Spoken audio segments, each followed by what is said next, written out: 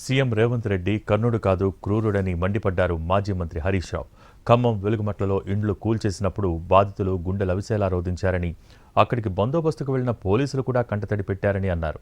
ఖమ్మం బాధితుల వీడియోలు చూసి రాష్ట్రమంతా బాధపడ్డా సీఎం రేవంత్ రెడ్డికి వేసమెత్తు బాధ కూడా కలగలేదని ఆగ్రహం వ్యక్తం చేశారు.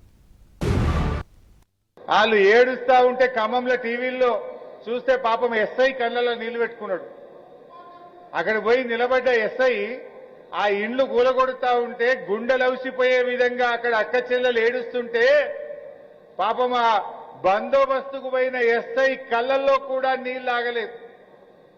రాష్ట్రం మొత్తం 16 కోట్ల మంది, ఈ దేశం మొత్తం ఆ ఖమ్మం వీడియోలు చూసి బాధపడ్డారు. అంటే ఆ ఎస్ఐకి కళ్ళలో నీళ్లు వచ్చినాయి. ఆ వీడియోలు చూసిన మనందరం కూడా బాధపడ్డాం. కానీ వీసమెత్తు బాధపడని క్రూరుడు ఈ రేవంత్ రెడ్డి. నువ్వు కర్ణుడివి కాదు, నువ్వు క్రూరుడివి.